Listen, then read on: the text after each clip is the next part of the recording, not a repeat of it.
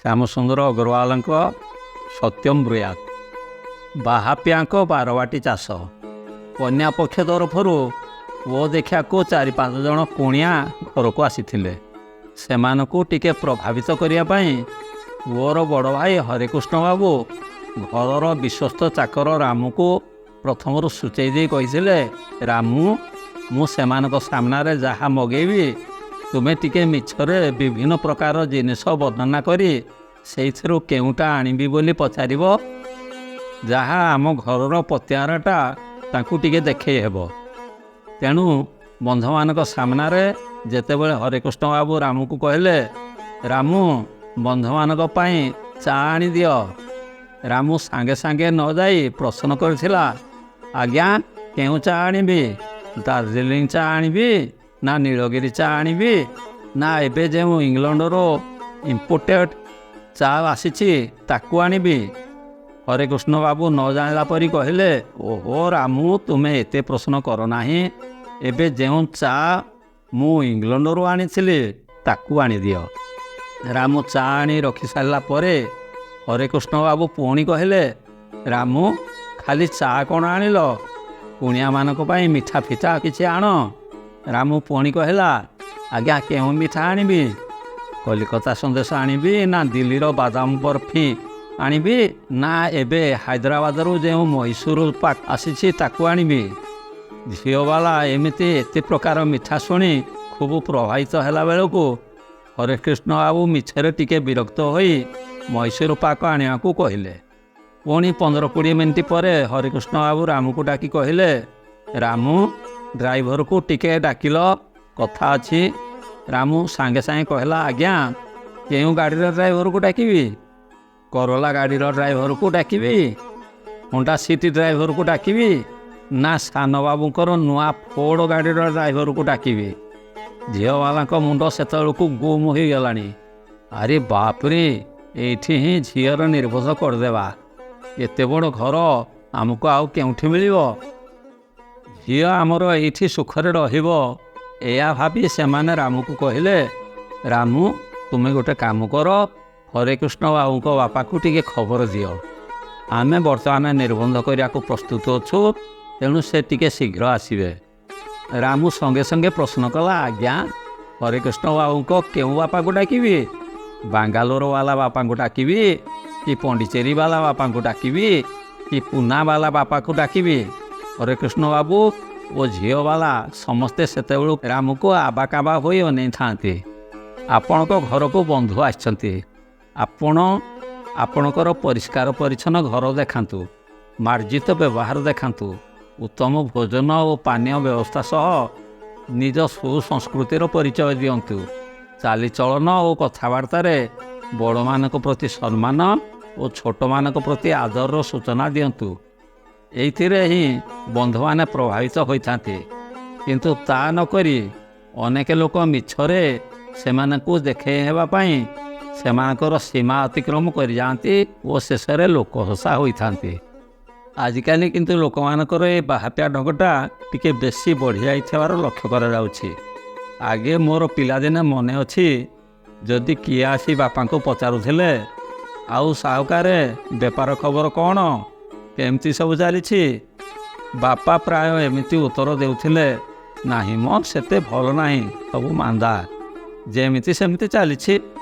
ମୁଁ ବେଳେବେଳେ ଭାବେ, ବାପା ସଦାବେଳେ ଏମିତି କାହିଁକି କହୁଛନ୍ତି? ଅନେକ ସମୟରେ ବେପାର ଖୁବ୍ ଭଲ ଚାଲିଥିଲେ ବି ସେ ଏମିତି କାହିଁକି କହନ୍ତି, କିଛି ବୁଝିହୁଏ ନା। ଆଜିକାଲି କିନ୍ତୁ ସବୁ ଓଲଟା। ଆପଣ ଏଇ ପ୍ରଶ୍ନ ଯାହାକୁ ପଚାରନ୍ତୁ, ସାଙ୍ଗେ ସାଙ୍ଗେ ଆପଣଙ୍କୁ ଉତ୍ତର ମିଳିବ। କୁହନି ଭାଇ, ଆଜିକାଲି ଆଦୌ ଫୁର୍ସତ ନାହିଁ। ଏ ବର୍ଷ ରେକର୍ଡ଼ ବେପାର। ସିଆଡ଼େ ପଛେ ବେପାର ଚୁଲିକି ଗଲାଣି, ଇଆଡ଼େ କିନ୍ତୁ ରେକର୍ଡ଼ ବେପାର ଉପରେ ଲମ୍ବା ଭାଷଣ ଚାଲିଥିବ। ସେଲ୍ସ ଟ୍ୟାକ୍ସ ଅଫିସ କିମ୍ବା ଇନକମ୍ ଟ୍ୟାକ୍ସ ଅଫିସରେ ଯାଇ ଗୋଡ଼ ଭାଙ୍ଗି ଠିଆ ହେଉଥିବେ, କିନ୍ତୁ ଭାଷଣ ଶୁଣୁତୁ, ଆରେ ବୁଝିଲୁ, ମୋତେ ସେ ଟୋକା ଅଫିସରଟା ନିୟମ କାନୁନ ଦେଖାଉଥିଲା, ଦେଲି ତାକୁ 2 ଡୋଜ୍ ଯେ ସେଇଦିନଠୁ ସେ ଆଉ ମୋ ଦୋକାନ ମାଡ଼ୁନି। ଥାନାରେ, ଅଫିସରେ, କୋର୍ଟରେ ଏମାନେ କ'ଣ କେମିତି କାହାକୁ କହି ଚୁପ୍ କରାଇ ଦେଇପାରନ୍ତି ତାକୁ ଏମିତି ବର୍ଣ୍ଣନା କରିବେ ଯେ ଆପଣ ଘଡ଼ିଏ କାଳ ତାଙ୍କ ମୁହଁରୁ ଖାଲି ବାଣ ଫୁଟୁଥିବାର ଲକ୍ଷ୍ୟ କରିବେ। ବୁଢ଼ା ହୋଇଗଲେଣି, ଗଳିତ ଚର୍ମ, ସ୍କଳିତ ଅନ୍ତରାଶି, ପକ୍ୱ କେଶ, ତଥାପି ଏମାନଙ୍କର ମିଛ ରସିକିଆ କଥାଗୁଡ଼ିକ ଶୁଣି ବେରସିକିଆ ବି ରୋମାଞ୍ଚିତ ହୋଇଉଠିବ। ବାଟରେ ଘାଟରେ ଯାହାକୁ ଦେଖିବେ କହିଉଠିବେ, ଏଇ ଯେଉଁ ସାଲୁଆର କମିଜି ସ୍ତ୍ରୀ ଲୋକଟିକୁ ଦେଖୁନୁ, ଏ ପରା କଲେଜରେ ମୁଁ ପିଛା ପଡ଼ିଥିଲା। ୟାକୁ ମୁଁ ଥରେ ନେଇ କୋଣାର୍କ ଯାଇଥିଲି। ଏବେ ମୋତେ କେତେଥର ଘରକୁ ଡାକିଲାଣି, ମୁଁ କିନ୍ତୁ ଆଉ ଧରାଛୁଆଁ ଦେଉନାହିଁ। ଏମାନଙ୍କର ପ୍ରେମିକାଙ୍କ ସଂଖ୍ୟା ଆଗରେ ତେନ୍ଦୁଲେକରଙ୍କ ରେକର୍ଡ଼ ବି ଫେଲ୍ ମାରିଯିବ। ଆଉ ୟାଙ୍କର ଏହି କ୍ଷେତ୍ରରେ ବିଜୟ ସଂଖ୍ୟା ଗଣିଲେ ବିଶ୍ୱବିଜୟ ଆଲେକ୍ଜାଣ୍ଡାର ବି ଲାଜେଇଯିବେ। ରାଜନୀତିକୁ ଯାଆନ୍ତୁ, ଦେଖିବେ କେତେ ରାଜନୈତିକ ବ୍ୟକ୍ତି ଏମିତି ଭାଷଣ ମାରିବେ ଯେ ସତେ ଯେମିତି ସେ ଦିନକୁ 2 ଥର ସୋନିଆ ଗାନ୍ଧୀଙ୍କ ସହ କଥାବାର୍ତ୍ତା ହେଉଛନ୍ତି ଏବଂ ମନମୋହନ ସିଂ ତାଙ୍କୁ ନ ପଚାରି କୌଣସି ନିଷ୍ପତ୍ତି ନିଅନ୍ତି ନାହିଁ।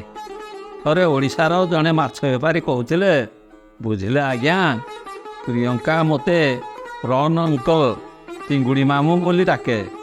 ମୁଁ ହଠାତ୍ ବୁଝି ନ ପାରି ଆଜ୍ଞା କେଉଁ ପ୍ରିୟଙ୍କା ବୋଲି ପଚାରନ୍ତେ ସେ ମୋତେ ବୁଝେଇ ଦେଇ କହିଲେ, ଏଇ ଆମ ପ୍ରିୟଙ୍କା ଗାନ୍ଧୀ ମ। ମୋତେ ଦେଖିଲେ ସେ ଏତେ ଖୁସି ହୋଇଯାଏ ଯେ କ'ଣ କହିବି।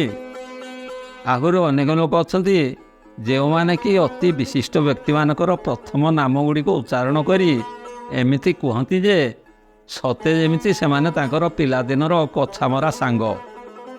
ଆଜ୍ଞା ବୁଝିଲେ, ଆଜି ସକାଳେ ଗୋପାଳ ସାଥିର କଥାବାର୍ତ୍ତା ହେଉଥିଲେ। ଆପଣ ପଚାରିବେ, ଗୋପାଳ ଗୋପାଳ କିଏ? ସିଏ ସାଙ୍ଗେ ସାଙ୍ଗେ ଉତ୍ତର ଦେବେ, ଏଇ ଗୋପାଳ ନନ୍ଦ ମ, ଆମ ପୋଲିସ ଡିଜି। ଆମେ ପରା ଏକାଠି ସାକ୍ଷୀ ଗୋପାଳରେ 3ୟ ଶ୍ରେଣୀରେ ପାଠ ପଢ଼ୁଥିଲୁ। ତାପରେ ସେ କଟକ ପଳେଇଲା, ଆଉ ମୁଁ ଏଇଠି ରହିଗଲି। କିନ୍ତୁ ଯାହା କହନ୍ତୁ ଆଜ୍ଞା, ଏବେ ବି ଦେଖିଲେ କୁଣ୍ଢେଇ ପକାଉଛି, ମନରେ ଟିକିଏ ବି ଗର୍ବ ନାହିଁ। ଏହି ଧରଣର ଲୋକମାନଙ୍କୁ ଟିକେ ସାବଧାନ ହୋଇ ରହିବେ, କାରଣ ଏମାନେ ଏମିତି କଥାବାର୍ତ୍ତା କରିବେ ଯେ ଆପଣ ଜାଣିବେ ଇଏ ହିଁ ଆପଣଙ୍କର ହର୍ତ୍ତାକର୍ତ୍ତା ଓ ଦୈବ ବିଧାତା। ଧରନ୍ତୁ ଆପଣଙ୍କର ଗୋଟେ ଅଜାଗାକୁ ବଦଳି ହୋଇଯାଇଛି କିମ୍ବା ସରକାରୀ କଳରେ କିଛି ଅସୁବିଧା ହୋଇଯାଇଛି, ତେବେ ଏମାନେ ଆପଣଙ୍କୁ ଦେଖି ସହାନୁଭୂତିର ସହ କହିବେ, ଆରେ କାହିଁକି ମୁହଁଟାକୁ ଶୁଖେଇକି ବସିଛୁ, କ'ଣ ଅସୁବିଧା ହୋଇଛି କହୁନୁ, କ'ଣ ବଦଳି ହୋଇଛି, କିଏ ତୁମ ସେକ୍ରେଟାରୀ, ଅମୁକ ମିତ୍ର? ଆରେ ସେ ପରା ମୋର କକା ପୁଅ ଭାଇ, ବ୍ୟସ୍ତ ହୁଅନା, ମୋର ଗୋଟେ ଫୋନ୍ରେ ତ କାମ ହୋଇଯିବ। ଆପଣ କୃତକୃତ୍ୟ ହୋଇ ତାକୁ ଆପଣଙ୍କ ଘର ପାଖରେ ଥିବା ଗାଣ୍ଡୁରାମ ଦୋକାନକୁ ନେଇଯାଇ 50-100 ଟଙ୍କାର ଜଳଖିଆ ଖୁଆଇଦେବେ। ତାପରେ ଯାଇ ମାସ ପରେ ତା ସାଥିରେ ଦେଖା ହେବ। ସେତେବେଳକୁ ଆପଣ ବଦଳି ହୋଇ ନୂଆ ଜାଗାରେ ଜଏନ୍ କରିସାରିଥିବେ। ଆଜିକାଲି କ'ଣ କହିବ ଏ ଅଫିସର ଗୁଡ଼ାଙ୍କୁ କହିଲ? ମନ୍ତ୍ରୀଙ୍କ ପାଖରେ କାମ ଥିଲା ବେଳକୁ ମୋ ପାଖକୁ ଗୋଡ଼େଇବେ, ଆଉ ତାଙ୍କ କାମଟା ହୋଇଗଲା ପରେ ପଛ ବୁଲେଇ ଦେବେ। ହଉ, ଯାହା ତ ହେବାର ହେଲା, ଗୋଟେ ରିପ୍ରେଜେଣ୍ଟେସନ୍ ଦେ, ମୁଁ ମନ୍ତ୍ରୀକୁ କହି କରେଇଦେବି। ଏତିକି କହି ସେ ଆପଣଙ୍କ ହାତ ଧରି ପୁଣି ଗାଙ୍ଗୁରାମ ଆଡ଼କୁ ମୁହାଁଇବେ। ବାହାପ୍ୟାଙ୍କ ବାରବାଟୀ ଚାଷ ହେଉଛି ଗୋଟେ ରୋଗ।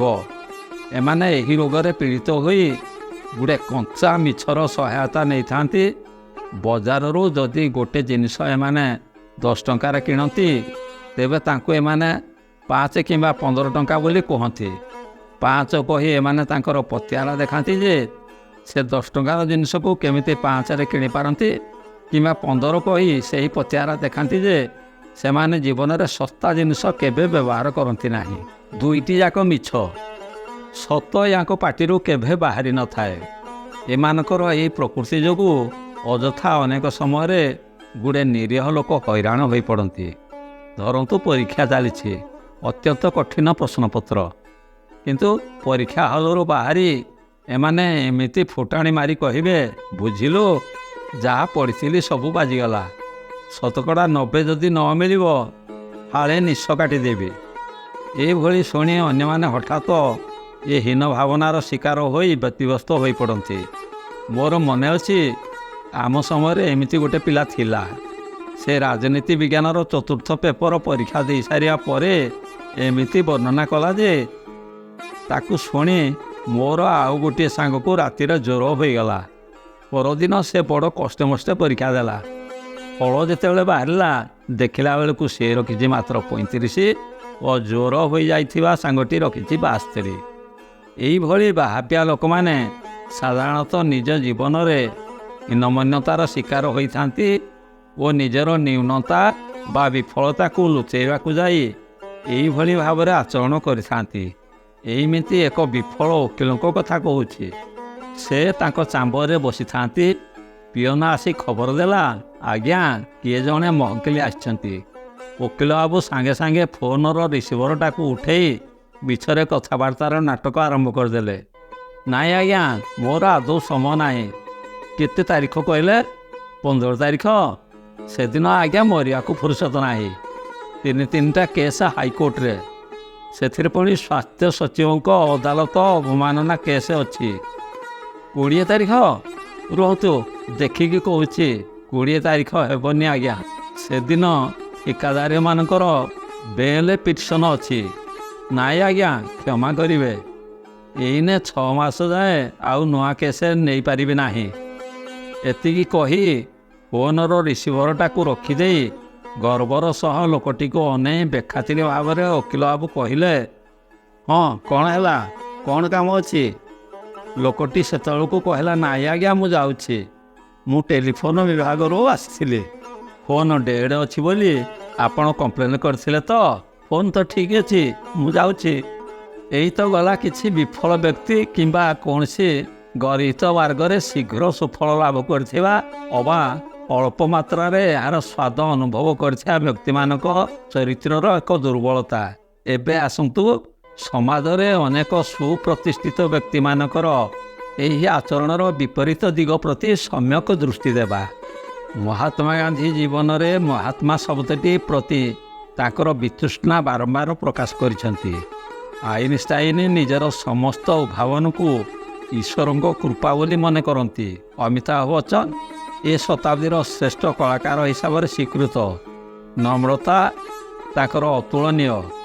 ସେ କହନ୍ତି ଯେ ଘୂର୍ଣ୍ଣାୟମାନ ଜୀବନଚକ୍ରରେ ସେ ଅନ୍ୟମାନଙ୍କ ଠାରୁ କିଛି ସମୟ ଅଧିକ ରହିଯାଇଛନ୍ତି। ଏଥିପାଇଁ ସେ ନିଜେ ନୁହେଁ ବରଂ କିଛି ଲେଖକଙ୍କର ସୁନ୍ଦର କାହାଣୀ ଓ ନିର୍ଦ୍ଦେଶକଙ୍କର ବଳିଷ୍ଠ ନିର୍ଦ୍ଦେଶନା ହିଁ ପ୍ରକୃତରେ ଦାୟୀ। ଏଥିରେ ତାଙ୍କର ଅବଦାନ ଅତ୍ୟନ୍ତ ନଗଣ୍ୟ। ଚନ୍ଦ୍ରପୃଷ୍ଠରୁ ପ୍ରଥମ ସଫଳ ଯାତ୍ରୀ ନୀଲ ଆର୍ମଷ୍ଟ୍ରଙ୍ଗ କହିଥିଲେ, ମୁଁ ଏଠୁ ଛିଡ଼ା ହୋଇ ଯେତେବେଳେ ସମଗ୍ର ବ୍ରହ୍ମାଣ୍ଡ ଦର୍ଶନ କରୁଛି ସେତେବେଳେ ଅନୁଭବ କରୁଛି ସତରେ ମୁଁ କେତେ ଛୋଟ। ସମାପ୍ତ।